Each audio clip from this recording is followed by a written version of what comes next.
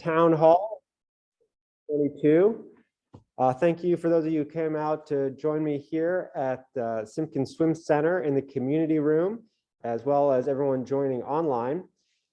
We felt it was important to make this a hybrid meeting, even though we are here in the depths or heights, whichever you prefer to look at it, of another surge in COVID.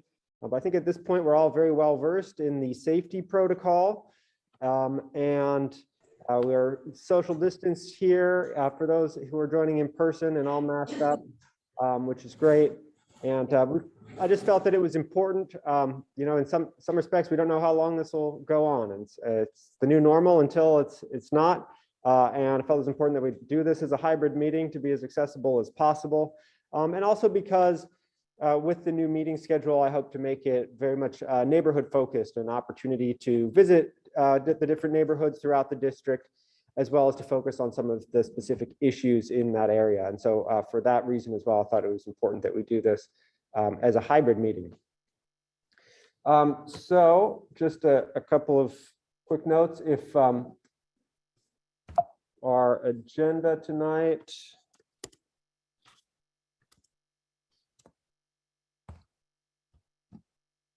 Okay. I may have to relaunch the presentation here.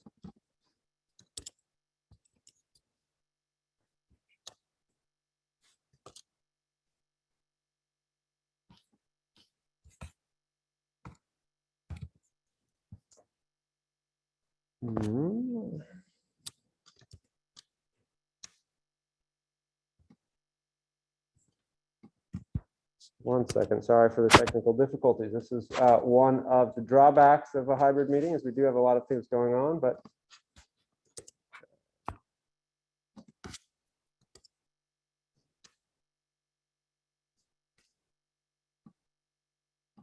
just going to relaunch the presentation.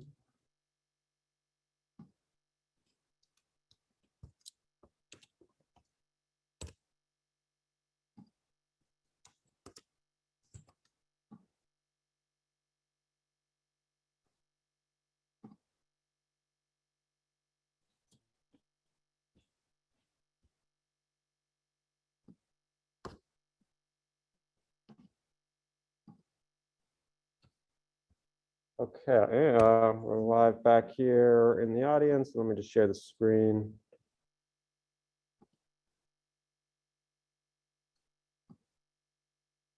All right, everyone can see online, Jamie? All right, great. For those of you, this will be pretty much a project-focused meeting on the different things happening in the Live Oak area. I'll talk a little bit more about the way we'll structure meetings throughout the year first. And then we feel I've got 10 different projects to walk through, and then we'll have plenty of time for Q&A at the end. We'll start with questions in the audience, and then if you're joining online, you can ask a question by using the little emoji icon there at the bottom of your screen with the reactions button. Click that and then click raise hand. And then we'll take questions in order of whoever raised their hand first. So last year we did me and the office did a few things to do outreach for everyone in the public. I had a regular agenda review meeting before every Board of Supervisors meeting, and we took a lot of time to walk through those agendas. I know that was super useful for some people and not as useful for others. I think that what really came away to me was that people enjoyed the overall updates at the beginning of those meetings on the things happening throughout the district. And so I really wanted to try to take that, amplify it, and make sure that we were taking time to do that for every different portion of the district, because as many of you know, the first district, we have the most residents living in the unincorporated area, and also a lot of diversity throughout the different neighborhoods in this district. So the hope is that I'll offer office hours starting at least once a month. And that'll be a good time for folks who do want to do a deeper dive into a specific issue or into agenda items to come visit me at the Sheriff Center at the First District office there. And I'm happy to discuss those issues. And then taking some of the more local neighborhood focused items and moving those into a regular town hall meeting every month that'll rotate throughout the district. We'll still have lots of issue-centric meetings. And then finally, looking at ways to engage people who don't have the time to come to these sorts of regular meetings, whether you want to call it a citizen council or a focus group. But as our community talks a lot about equity these days, we have to figure out ways to do specific outreach and specific invitations to people to engage, to get their input on items, and also make sure that they have the food, childcare, transportation available to them to actually come and engage with those issues. So hopefully we'll be able to do some of that as well. So we've scheduled meetings for the first half of the year. We started here in Live Oak at Simpkin Swim Center, precisely because, as I'll get to in a moment, this community room will be closing down at the end of the month. And since this is in the middle of the largest neighborhood in the district, thought it'd be a good place to start. We've got an issue-focused meeting on the Soquel Drive corridor and multimodal updates happening next week. Then in February, the town hall will be summit-focused and will be live at the Loma Prieta School. March will be Santa Cruz Gardens. April, Soquel at the Porter Library. May, Prospect Heights, and at De La Viega Elementary. And in June, we'll have one that's focused on the coastal area and issues for Twin Lakes and Pleasure Point. So let's get to Live Oak. Here in the middle of the district, there's a lot of stuff going on. These are the 10 projects that stood out to me that I thought deserved a specific time and update. But you'll see, as I mentioned, we'll start with the Simpkin Swim Center and Live Oak Library Annex project right here. I'll talk a little bit about the rail trail segments 10 and 11, which the county is managing the environmental impact report for, and runs right through the middle of Live Oak here. Bromer Park, the proposed Kaiser facility on Soquel Avenue, the Highway 1 auxiliary lane and bike ped bridge project, Pure Water Soquel, the Madison Avenue sewer main replacement project, Murray Street Bridge resurfacing on Portola, and finally just updates on 1500 Capitola Road project. So let's get started.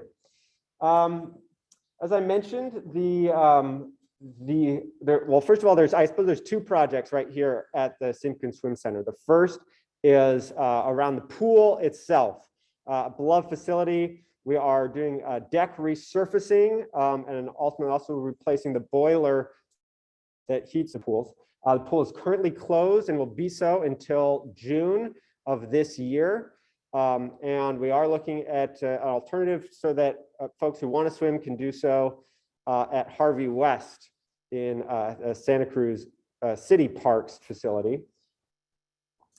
And then as far as this community room that we are sitting in goes, it will be closed at the end of the month. And that is for the Live Oak Library Annex project. Our board approved the plans for that project at our December 7th meeting. As you can see on the screen here, it involves some new community rooms. There will be the ability to put in a book locker so that people can order books online from the library system and pick them up here, as well as drop them off.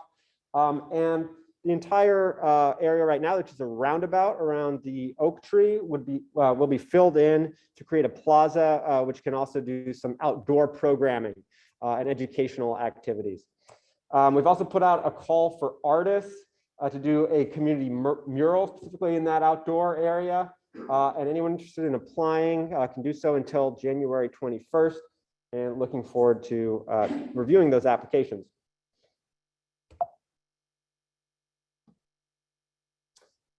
Then the next closest project to us, as we're sitting right here, is rail trail segments 10 and 11. Technically, this, if you're not familiar with the whole segment piece of this, the entire corridor is divided up into 18 segments, and each one is being pursued, piece by piece, so that we can have a discrete portion to do a more specific plans for, get the funds for, and complete. So segments 10 and 11 are really, I think, probably the ones of greatest concern to Live Oak. Technically, segment 10 starts at 17th Avenue and goes to Jade Street Park. And then segment 11 goes from Jade Street to State Park Drive in Aptos. Segments 8 and 9 well, I should say segment 9 goes from the San Lorenzo River Bridge to 17th Avenue. And actually the city of Santa Cruz is managing the environmental impact report for that. And then segment 12 is also being studied right now. That goes through Aptos Village between State Park Drive and Rio Del Mar Drive, and the Regional Transportation Commission is facilitating the environmental impact report for that segment. So we expect all of these reports to come back here, a draft at least in the spring. We may actually, the RTC segment is a little bit out ahead. We expect that we may actually see some of the first information back for the draft of that as soon as our February meeting of the RTC. These studies will be looking at both a trail next to rail option as well as an interim trail option. So the trail next to rail is sort of the rail and trail plan, and involves not touching the space where the tracks are at all, whereas the interim trail option would use the space where the rail bed is, at least in parts that are particularly narrow. And this is actually a rendering here on the screen of the area behind Schwann Lake, and it kind of just demonstrates what the two different options mean, right? If you're going to try to build next to the rail in all cases, there's a lot of spots where some very complicated engineering is involved. Effectively, in this case, a whole new bridge next to the rail berm. Whereas if we were pursuing an interim trail option, we would be able to use the space where the tracks are until, at such time as we might have funding to further pursue rail. Again, we expect drafts of all three of these different EIRs this spring, and the final versions will be completed, expected this summer.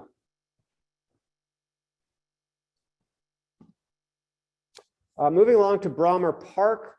That's at 30th and Bromer. My office has been working on this issue for a while now. I don't know if Tim is on the line, but we heard a lot. Thank you, Tim, for your continued advocacy throughout the last year.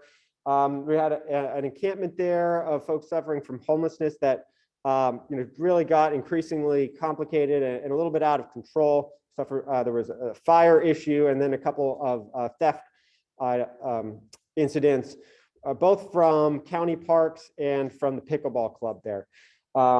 So we finally cleared up this camp just in the last couple of weeks under no trespassing laws. It's illegal to use the park for any reason overnight. And so those were the laws that we enforced. And as you can see here in the image, over 50 cubic yards of debris were removed just from the county side of the property, or actually the county property owned by Parks. And then on the south side of Bromer is a piece of private property where there's some bike jumps and other riparian area. We did remove the campers from that area, but debris still remains, and we're looking for a way to fund the cleanup of that. Because these cleanups honestly can be quite expensive. I believe it was close to $30,000 just to do the county's property. And so much thanks goes to Ron Perigo of the Clean Team who organized the cleanup. Our new Live Oak Community Resources Officer, Sergeant Randall Hopp. Sergeant Hopp joins us just, I believe, as of Christmas of last year. And some of you may remember that Sergeant Baldridge, now promoted to Lieutenant Baldridge, who was our Community Resources Officer, has actually been promoted to the Lieutenant of the entire Community Policing Division. And so he's still very involved with issues in the Live Oak area, but Randall is our direct contact, and he reports to now Lieutenant Baldridge. And we are pursuing signage and fencing in the area to prevent an encampment from coming back in the region. Thank you for what's been done. You're welcome, Tim. Again, thank you for your continued advocacy. Short update on the proposed Kaiser facility at 5940 Soquel Avenue. So, originally we thought that this project might come before the Planning Commission as soon as January of this year. But considerable uncertainty has been thrown into the mix due to the Watsonville Hospital bankruptcy. And the reason for that is ultimately this is a complex negotiation between the county and Kaiser, not simply for the building location, but also an access to medical care agreement to ensure that if Kaiser does come into our community in a larger way, they are also helping to offer medical care to those most in need, folks who are on Medi-Cal and need specialty services, and also because they would not have an ER, that they're helping to support Watsonville Hospital. And so that element was thrown into considerable uncertainty with the hospital declaring bankruptcy. And so all these pieces are still coming together, and at this point, we don't expect to really see a significant change in the project until probably spring of this year. And that would probably, spring would be the earliest that the Planning Commission would review this, or that we would have more information about the access to care agreement, and if we are able to reach agreement on that.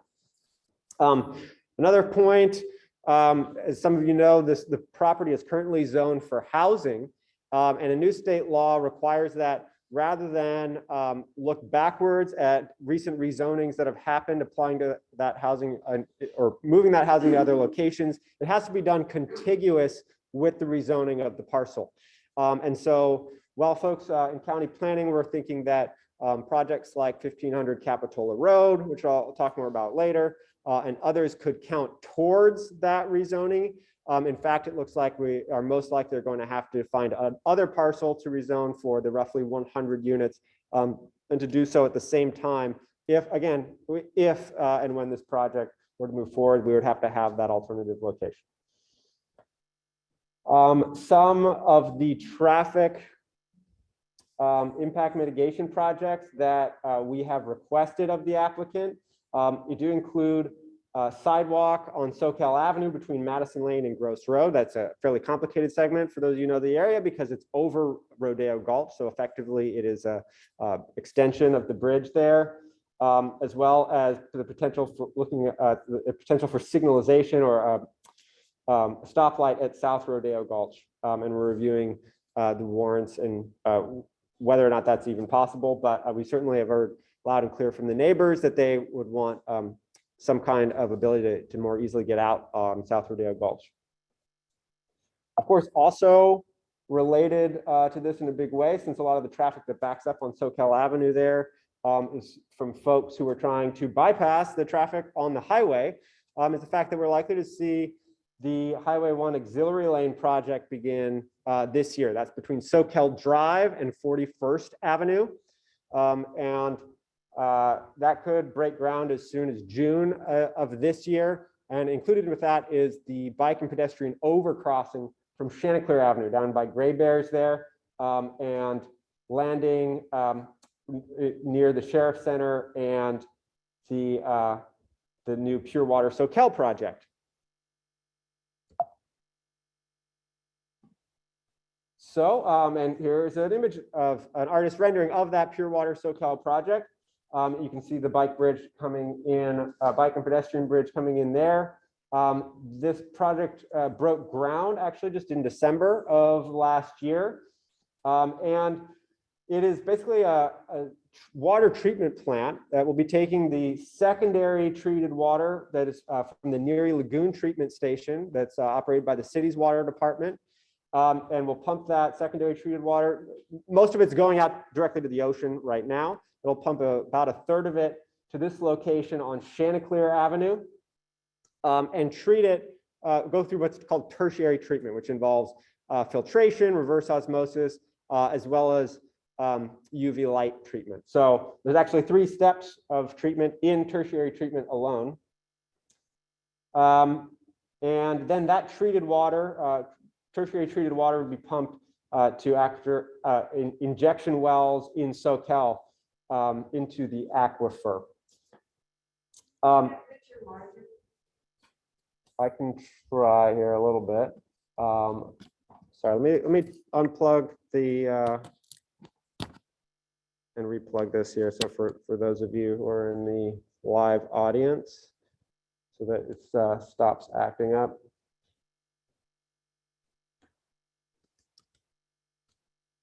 There we go.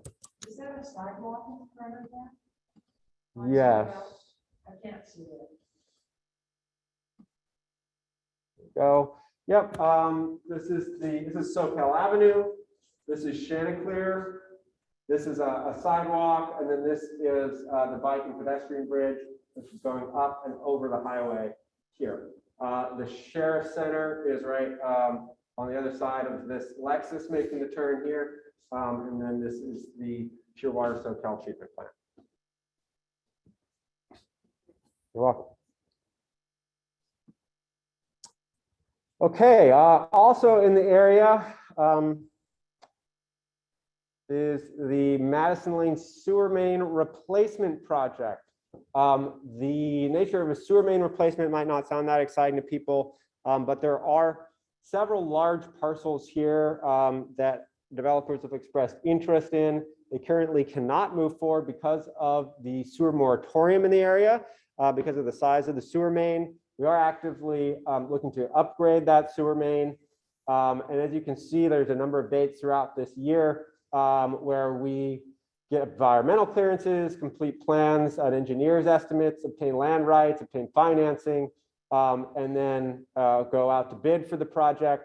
We could probably the soonest we'd start construction on this project would be June of this year. The soonest we might complete construction would be October of 2023, at which point we would look at whether or not it was appropriate to end the moratorium.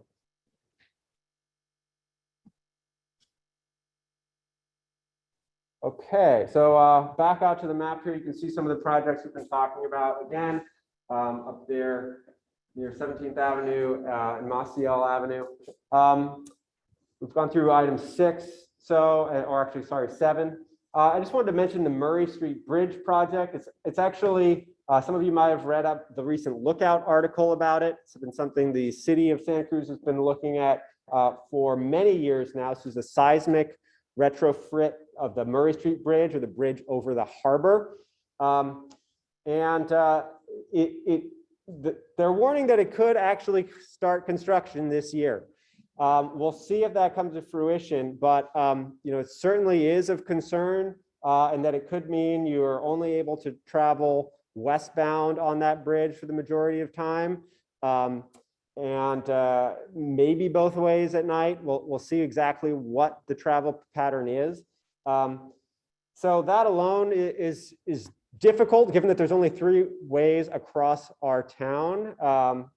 This bridge being one of them, the highway the other, and SoCal Drive the third. And it's particularly concerning because, as I mentioned, the highway will be under construction this year as well. And then within the next year, we could start construction on the SoCal Drive multimodal project, which we're having that meeting about next week. So I have written to city council members, asking them if there's any way to delay this project until the completion of the highway project. That would be much appreciated, since that will probably have the biggest impact on relieving traffic through our area. And also, thank you to Patty Brady here for an excellent suggestion that which I passed along to them, that they look at time-based incentives for any developer working on this bridge project. Right now, they're anticipating it would take 30 months or 2.5 years. And we've got to incentivize whoever's working on that project to get it done faster, which would look like some kind of bonus for every month or week that they get it done ahead of schedule, and penalty for every month or week behind schedule. Item 9, resurfacing on Portola. We have, sure some of you remember fondly or not fondly, the Portola pop-up project that happened last year. That was really to try out some elements that had been imagined for the Portola corridor. We got plenty of feedback on that project. And there is money in Measure D resurfacing just to do a new slurry seal on Portola. I'm sure some of you who drive it know it's not in the best condition. It's not the worst, but considered it's one of the most traveled streets in our county. We do want to keep it up to date.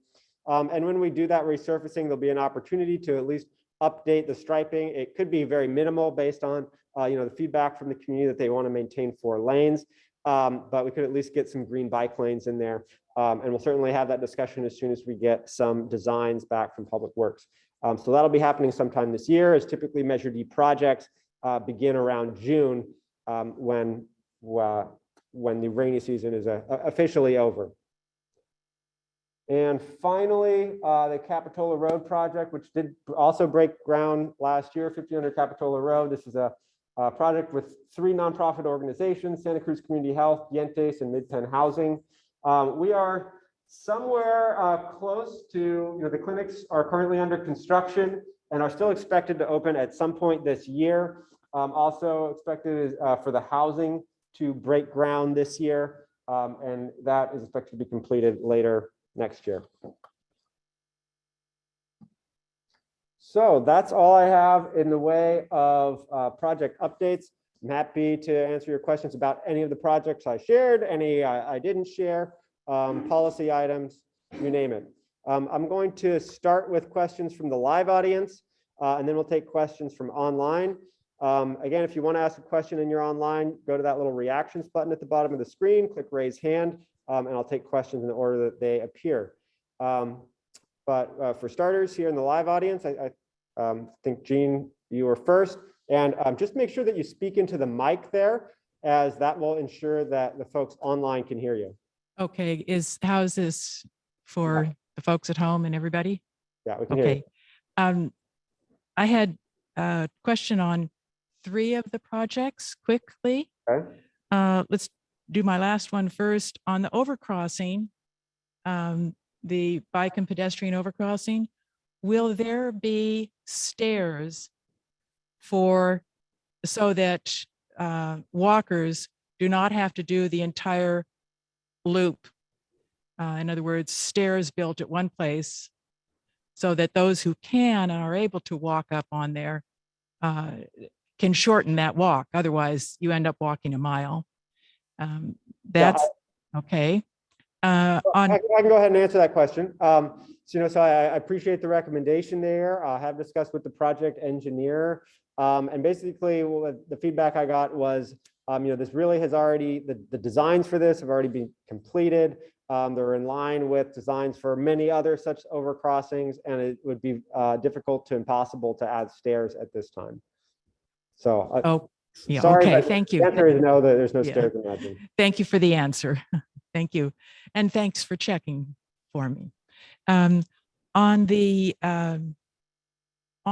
Bromer Street Park, I really appreciated the report on what you've been doing. As you know, one of the problems for us in walking on Bromer Street itself, below the park, is that sidewalk, and the fact that the stairs that have been cut into by those who are camping there up into that slope, plus the fact that just a lot of that slope has over the years covered half of the width of the sidewalk. And we were informed that taking care of that sidewalk and taking care of that slope belongs to county parks, not Public Works. So my question is, can we get county parks some budget money so that they can address that slope that makes it difficult for pedestrians who walk on Bromer Street? We'll definitely discuss that with parks. I think this is a great opportunity to do a lot of environmental remediation in the area. Certainly we want to look at getting rid of those steps there, which shouldn't be there in the first place and are causing some of the erosion that you're talking about. So yeah, we'll talk about that with parks, and as we look at how we can get both park staff and potentially volunteers involved in trying to improve the area as quickly as possible. Good. Okay, thank you. And then the last question was just I'd like to be able to get the slides of the projects that you showed tonight, because I'm not able to see them even with my glasses really clearly. And if I just send staff a request if we can get, I'm assuming it's a slideshow so that we could have those slides. Yeah, certainly. We're happy to send them to you directly, and we'll also post them on my First District webpage for anyone who, just as another spot for people to find them. Okay, and then last but not least, thank you. I'd like to say it was a pleasure to learn that you are the new chair of a board of supervisors. Good for you. Thank you. Okay, next question I saw in the audience was here. I just wanted to say thank you for having an in-person meeting. And also, I wanted to know. If you could just, I know it's hard to read your notes and speak at the same time, just keep the mic close so folks online can hear. Okay. Is the auxiliary bridge going over, that's dumping on Chanticleer, is that right? Yes, it would be from Chanticleer on the north side by Gray Bears. And then, as you said, coming out on Chanticleer on the south side by the sheriff's office there. Okay, and so are they going to be doing sidewalks when it gets on the other side? Well, that is actually one of the requests that we've, if Kaiser were to move forward, one of the projects that we've asked that they fund is sidewalks on Chanticleer on the north side of the highway, a sidewalk and a bike lane for that exact reason, because actually the nearest bus stop to the project would then be the one there on Thurber Lane and Soquel Drive. That would be about. I'm referring to the other side of the freeway.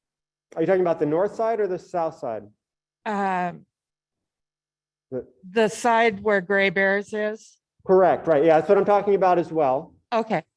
So we're asking that if Kaiser were to move forward, we'd probably condition the project on putting that sidewalk in as well as a bike lane in past Gray Bears up to Soquel Drive, so that there's improved bike and pedestrian access to that new bridge. We really want to leverage it as much as possible. Oh, great. Because it's pretty full of potholes over there. Yeah. Has there been any further conversation about infrastructure and the planning of Gross Road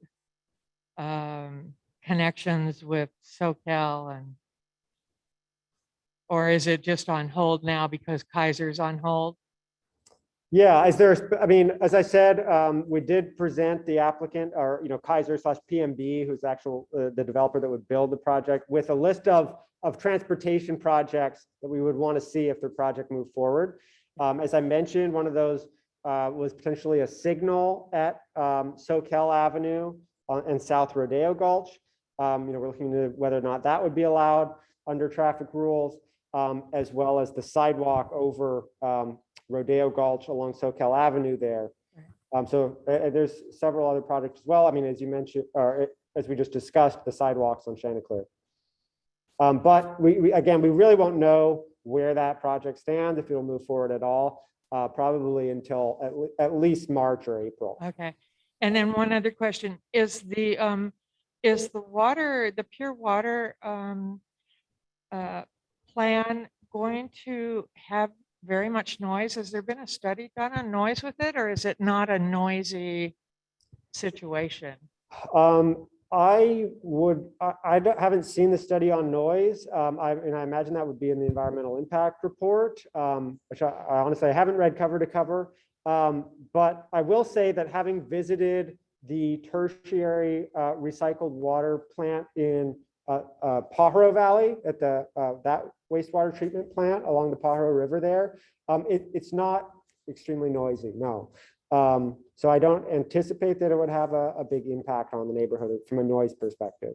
If you have extra time, it's definitely a field trip that's worth taking down there. Thank you. Yeah, Michael? Back to Bromer Street briefly. I rode my bike past there the other day, not just recently, and there's still a camp in the gulch, down at the bottom of the gulch where the fence is, with the two no trespassing signs on it.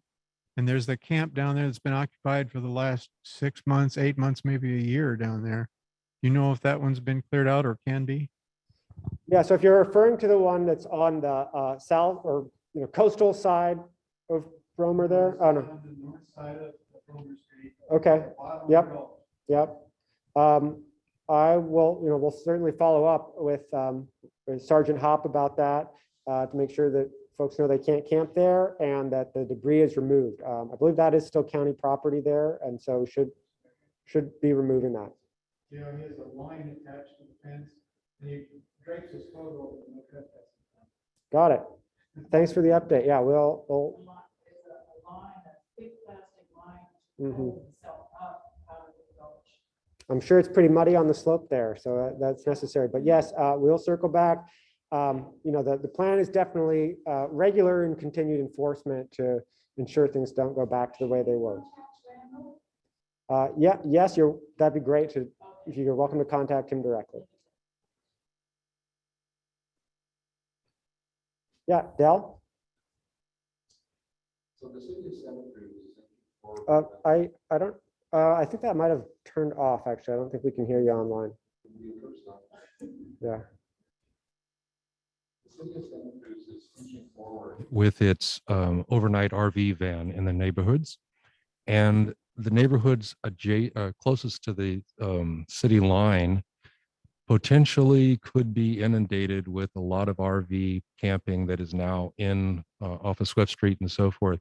Has the county looked at any way of mitigating that, particularly the areas around Holy Cross Cemetery, Rodriguez, and so forth, because they're just right over the line. And I can see that if they actually do ban RV parking, it will immediately migrate to that spot.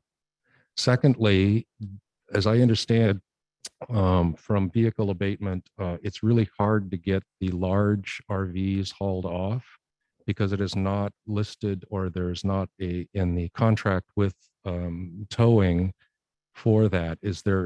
What can be done to kind of change that contract at some point to make it easier to haul off and store the RV vehicles?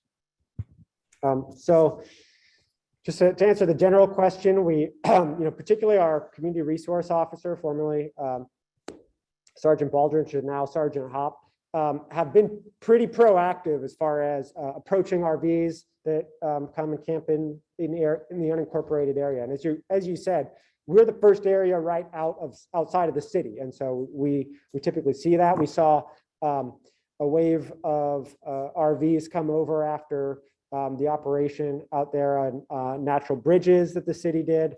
And so we worked quickly to make sure people understood that they couldn't just camp here in the first district. We've been in pretty regular communication with folks. We got those RVs on Soquel Avenue cleaned up that were there for many years working with, or many months working with Caltrans.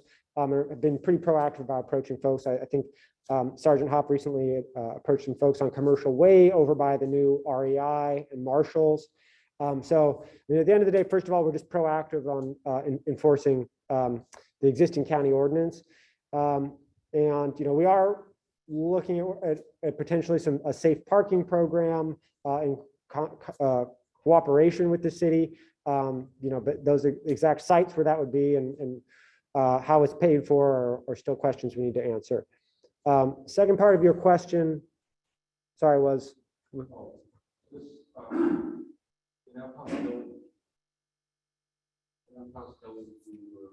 with some derelict RVs for a period of time, and when sorry, yes, the towing. correct, Okay. is there looking at the contract, because it sounds like it's specific to automobiles and storage is specific to automobiles, and it's very hard to move those others along. We actually do. The sheriff's office does have a contract with a towing company out of Castroville, and I believe another backup contract as well. And they will tow RVs. Really, where our capacity is not infinite, because as you mentioned, they're difficult to store, but we do have the capacity to tow RVs if necessary. Thank you. You're welcome. Okay. Seeing no further questions here in the audience, I will move to our online audience. And the first hand raised I see is Tim. So, oops, sorry, Tim, go ahead and unmute yourself again. There you go. Got it. Again, thank you for what has been done, but I'd like to reiterate what the other gentleman said. It does appear that there's still some homeless situation as well as a lot of debris still down in the gulch area on both sides of Bromer. So I hope that you can put something in place where this can be overseen frequently rather than just let it get out of control again. So again, thank you for what has been done, and please continue to figure out, to keep it in order. Thank you. Yep, certainly, Tim. I know that it sounds like potentially the camper that's still there is one of those of greatest concern to you. And we will continue to go through the area, enforce the no trespassing laws, and prevent the situation from getting out of hand. So this is the sort of the beginning of it, not the end. But thank you for your continued eyes and ears there. Thanks again. Deborah Heavens, you're up next. Hi, I want to thank you for the meeting. Can you hear me? Yeah, yes, you're welcome. We hear you fine. Okay, all right. I live on Garden Street, a short street that runs between Thompson and 38. I've bought my house here 35 years ago. And I have been frequently in touch with Public Works about street improvements. Anything that ever happened on my street, I've had to dog it. And so our street is in terrible need of resurfacing.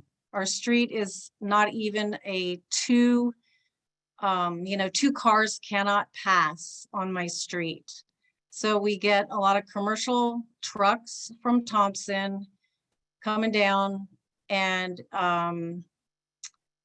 so all the streets around us got resurfaced a year or two ago, and I had been pleading with Public Works to include us in that, and we were not included in that.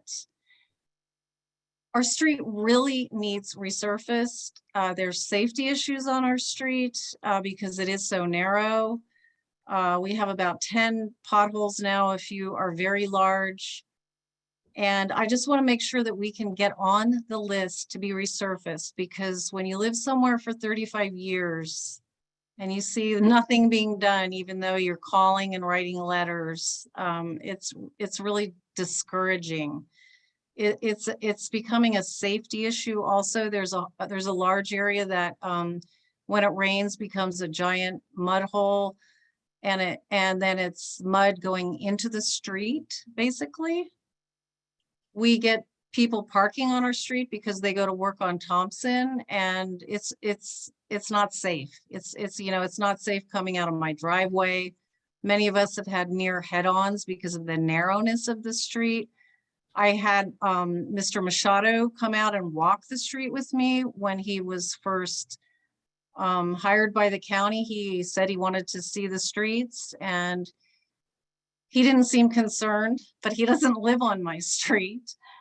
And I've had somebody else from Public Works come out, and it's just, I really need, I don't know what to do, okay? And I'm not the only one on my street that feels this way.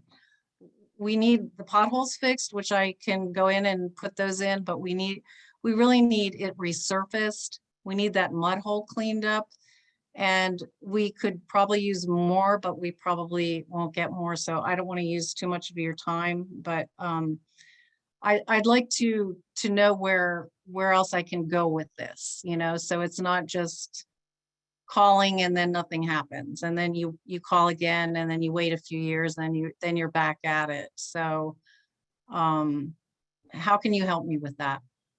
Yeah, I hear your concern, Deborah. I know that your neighborhood's unique there, as you said, with some of the light industrial users there on Thompson and some of the large trucks.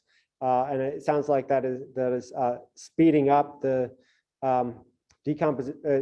degradation of the street there.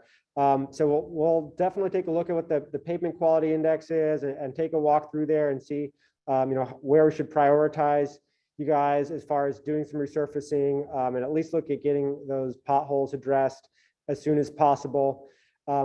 This is a really difficult issue countywide. I think we hear about street issues more than anything in the office.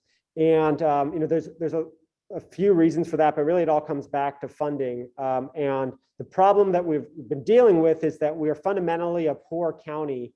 And the reason is because of the property tax rates fixed in Prop 13.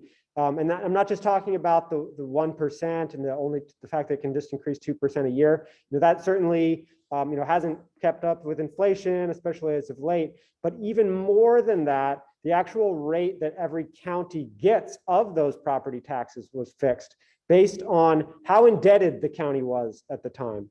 At the time, we were a fairly rural county. And so we only get 13 cents on the dollar from property taxes. Compare that to, I think the richest county is San Francisco. They get 68 cents on the dollar. It's not fair, but it would take either another statewide voter initiative or 2/3 vote of the legislature to change. And so that's just fundamentally what we're dealing with. We've made some progress recently, Measure D, which was passed by the voters, the half-cent sales tax. That's really what we have to work with year over year as far as our resurfacing budget, and like the Portola project that I mentioned, and some other major projects. We're going to do, for example, Thurber Lane this year, and a few others. So the more that we can improve local sources of funding for roads, the more proactively we'll be able to address roads like yours and the many others that we hear about every day. But it really is going to take some new funding sources, where the county is considering increasing transit occupancy taxes this year on hotels and vacation rentals. That would be something that would ask voters to consider. And so that could potentially be a source of funds for roads. So, I totally hear you. We'll take a look at your street specifically. And, really, we're looking at ways to address the larger problem that the whole county faces as well. Okay, thank you. Yeah, I'm really aware it's a large rural county and I'm aware of the funds, but I don't think the street's probably been resurfaced. If I've been here 35 years, then it was probably another, who knows how many years. At some point, my street needs to come up on the rotation. So thank you for listening. Absolutely, yeah. And that's why we'll you. look at the pavement and et cetera. Thank you. All right, thank you. Next up is Lynn Simpson. Lynn, go ahead and unmute yourself. Okay, Manu, thank you. And thank you for having this meeting. I appreciate it. I'm a former resident of 26th Avenue and personally invested in that little park or area at the end of the street. Neighbors there have told me that there is some thought of removing the benches. My husband and I donated one, and so that concerns me, or changing the end of that street. Could you tell me what you have in mind? So I haven't heard any proposals to remove the benches. Good. And definitely would not be in favor of that.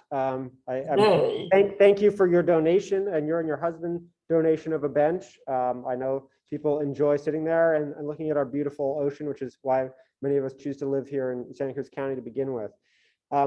What has been happening in the area, and I'm sure we'll hear some more for us, including from our next speaker, but is the coastal encroachment program, and that Parks is currently pursuing, and that is trying to create, remove spots where individual homeowners have created improvements in the public right-of-way that eliminate parking. So we did remove some no parking signs that were there at the end of 26 that really prevented people from parking in the public right-of-way, and we couldn't see any good reason that those should continue to be there, given that's a street where people access the beach, and it's public property. So we did remove those signs.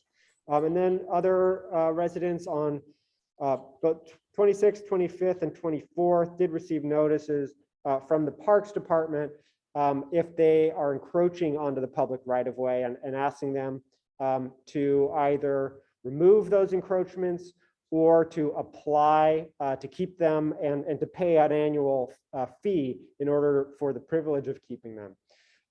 We are working with Parks on this program. This is a program that went into play, I believe, initially in 2017 and 18. And so this is really a pilot area. I think in this pilot, like with any pilot, we're seeing some of the issues emerging.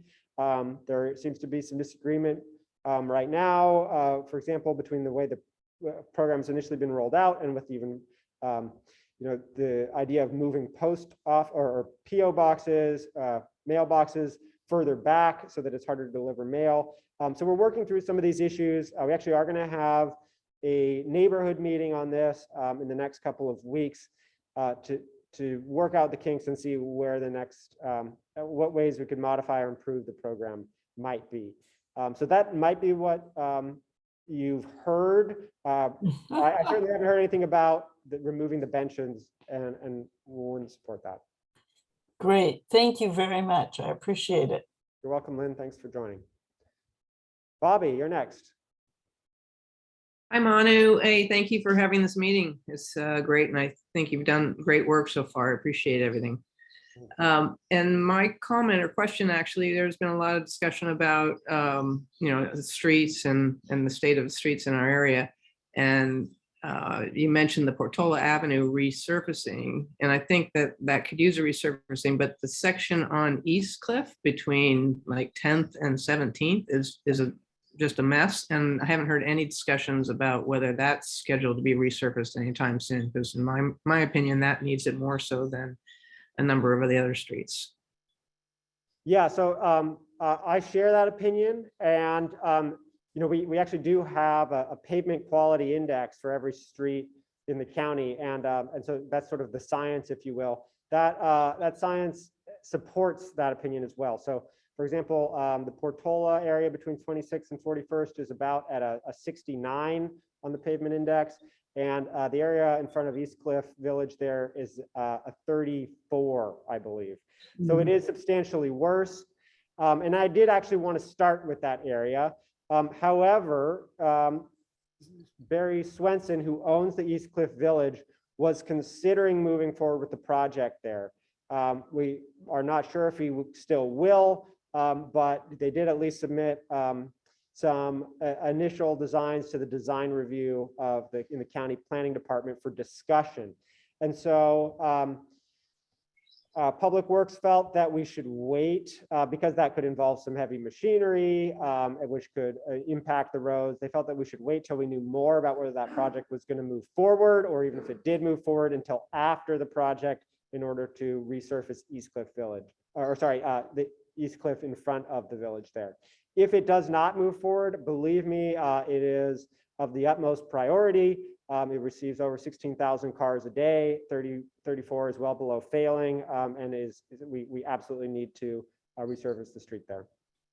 Okay, well, that makes sense. Thanks for the explanation. It didn't seem to make sense to me otherwise. I'm like, what? Yeah. If they're not moving forward with that project, absolutely make sure to do it in Is there any kind of time frame on when that project may or may not move forward, or whether, is it sitting planning for another year? I just asked for an update myself. Well, we should certainly know enough that if we're able to move forward with it in the resurfacing in 2023, because they're not moving forward with the project, we certainly will. Okay, thank you. That's all I had. Thanks very much. Yeah, thank you, Bobby. Dina Taylor, you're next. Hi, Manu. Thank you for answering our questions. I wondered if you had an update on what's happening with the Live Oak Senior Center. Yes, sure. So the issue there, for those who aren't familiar, is that the Live Oak Senior Center property is owned by the Live Oak School District. And the school district is interested in developing teacher housing, actually not just teacher, but also, all employee housing. We have a lot of great teachers in the Live Oak School District, and a lot of them are retiring. And as they retire, of course, they are continuing to want to live in the homes they've lived in their entire careers and lives here in Live Oak, which means that they're not freeing up housing for new teachers. And of course, I think the average home price in Live Oak today is well over $1 million. So they struggle with retention of new teachers because of the cost of housing and are strongly interested in developing some kind of housing. So they've talked about developing some of that housing at that on that parcel where the senior center is now. I personally don't believe that those two uses are exclusive, the senior center and some kind of teacher housing. And the last conversation we had about this, the school district has had their hands full just dealing with COVID protocols and, kids schooling from home and now back in classrooms with more safety protocols. And so they've sort of put that project on pause. And so we're using that time to use the resources we have as the county to find some money for pre-development design work on a design that would facilitate both uses there, the senior center as well as some teacher housing. For those of you who don't know, the 1500 Capitola Road project, which I spoke about, the county sort of acted as a quarterback on that project as well, bringing those partners together. And so we see this as an opportunity to do the same thing on that other parcel on Capitola Road. I believe it's 1666, where the senior center is. So that's where it stands today. There's no changes happening imminently because, as I said, it just can't be a priority for the school district at the moment. And we're using this space and time to try and work out a solution that works for everyone. Okay, thank you. Yeah, thank you. Next up is Just One Taj.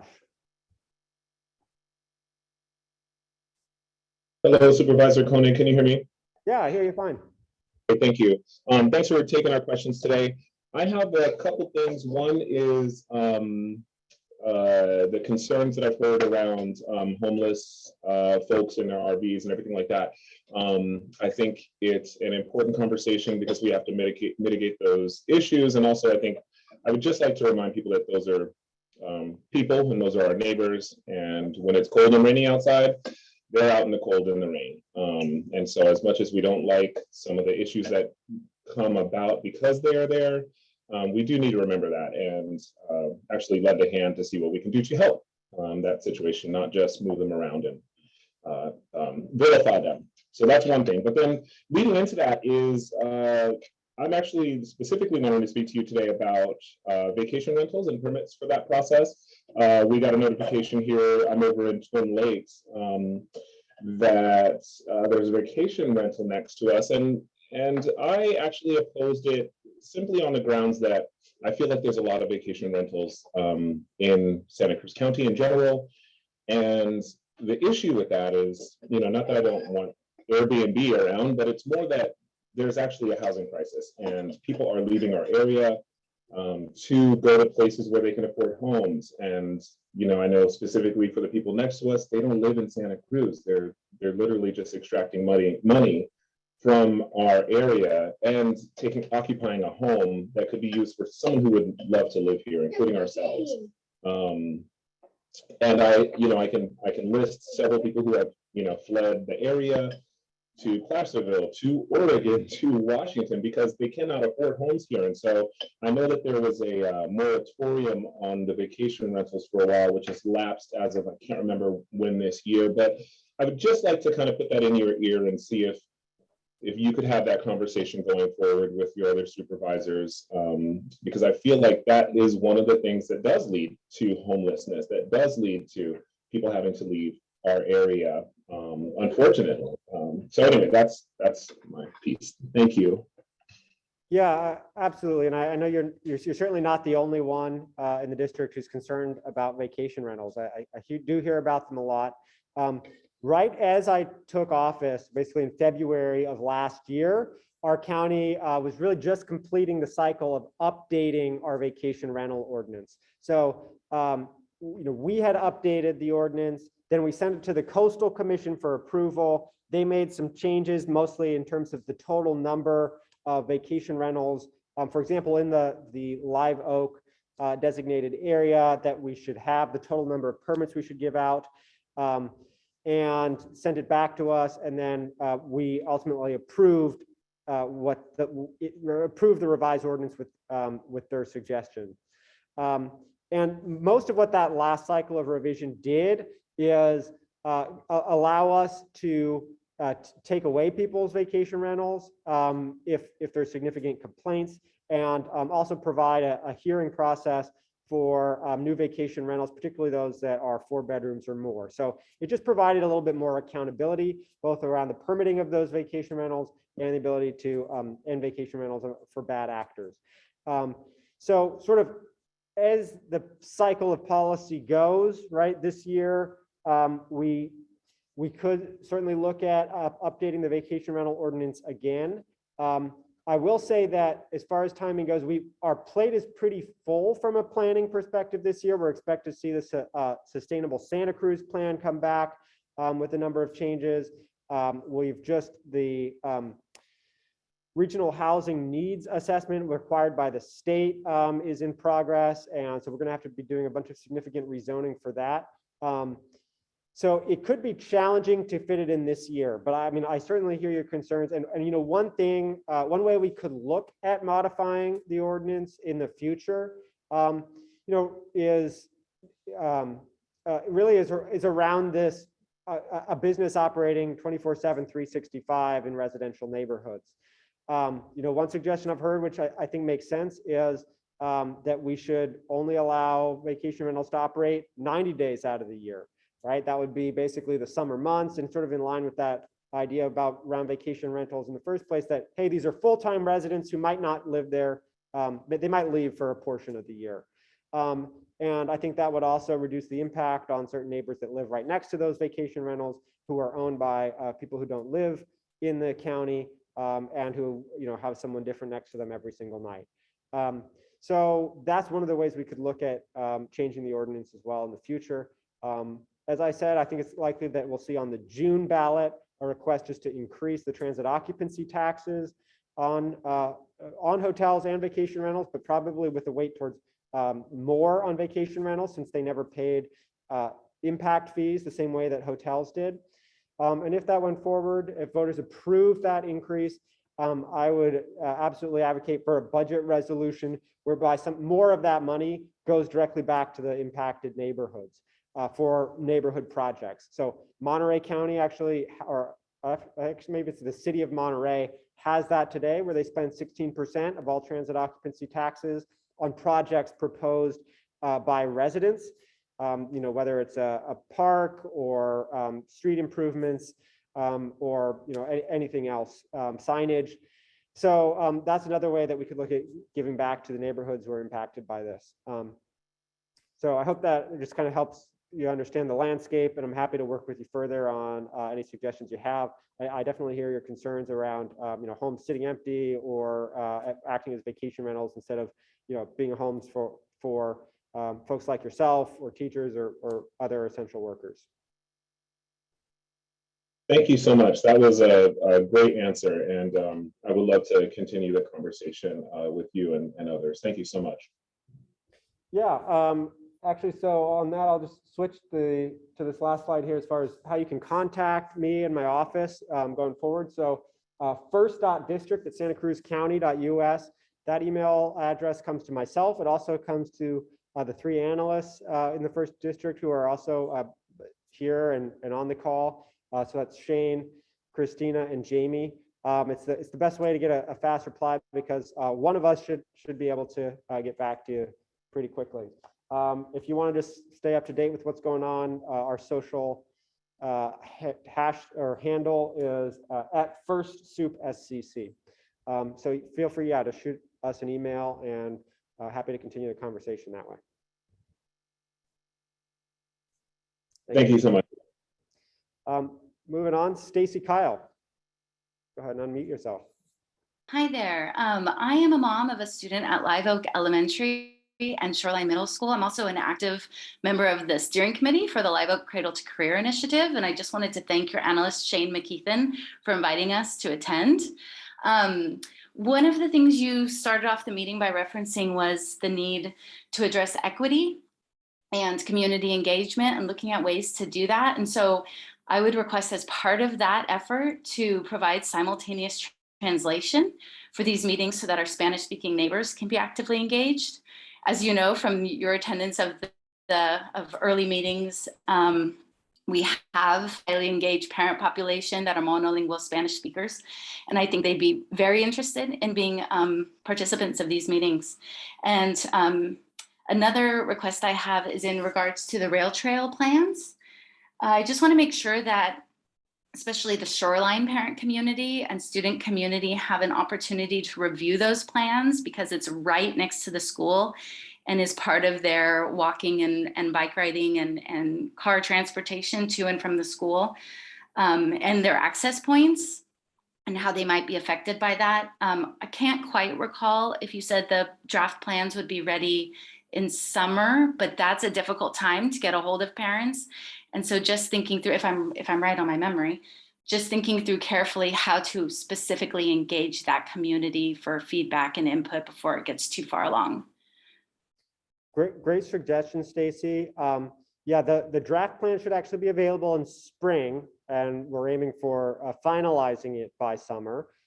So we're happy to work with Cradle to Career as well to make sure that we reach, as you said, the shoreline student body and parent body there, and so that they're all, really all the schools in the Live Oak School District, which are along 17th, are engaged in feedback on that plan.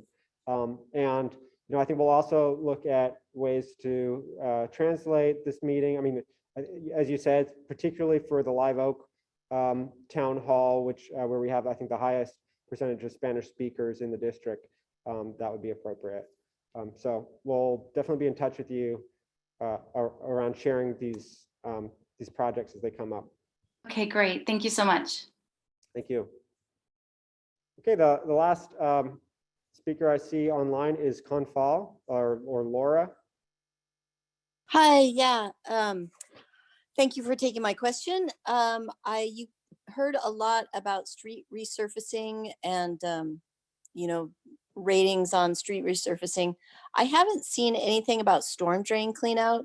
And for instance, I live on Harper between 17th and Chanticleer. And when we do have heavy rains, it's just a puddle here because our storm drains are completely full right to the brim with dirt and stuff growing out of the storm drains, or they're completely crushed if they're those kind of storm drains that go underneath the driveway. So I was wondering if there's a similar rating for storm drains in our area. Thanks. That's a great question. And I'll just start by saying that, we're very aware, Public Works is very aware, as well as the Office of Response, Recovery, and Resilience, who was just presenting the Climate Action and Adaptation Plan at Tuesday's meeting. That the destruction of roads starts with, managing water, and preventing that destruction means good management of water, and therefore good culvert management. So, I think if there's one place that we'd prioritize spending on roads, it is actually in culvert management. Now, as far as your specific situation there on Harper Street, it does help to report if you're seeing those pooling issues. I know that I'd be happy to get someone from Public Works out there as soon as possible to make sure those storm drains are clear and that in the next rainstorm, you're not seeing the same issues. We'll reach out to Public Works, and also I think you can report the issue directly to them. If you just search DP or Department of Public Works, Santa Cruz, you can email them as well, just in the future. But we'll start with this issue and let Public Works know about it there on Harper Street. What was the address there that we should check? We don't actually have a storm drain next to our house, but there's maybe 3 or 4. Every single one of them, when I go on my walks, is completely filled to the brim with dirt. And I did report it Probably 3 years ago, and nothing ever happened. Okay, well, what's the cross street? Chanticleer and 17th, between there. Between Chanticleer and 17th on Harper. Okay, yeah, we will work with Public Works to get those cleared as soon as possible. Thank you so much. Yeah, thank you, Laura. Okay, I don't see any other hands online. One more call. Any other questions in the audience here? Seeing none. Thank you everyone for coming out and joining me tonight, both online and in person. Really appreciate all your feedback and questions. Again, if you need to get in touch with us, first.district@santacruzcounty.us or at First Soup SCC, and we'll have office hours the first Wednesday of February over at the Sheriff Center. So thank you and good night. Thanks again from Tim. Thanks, Tim.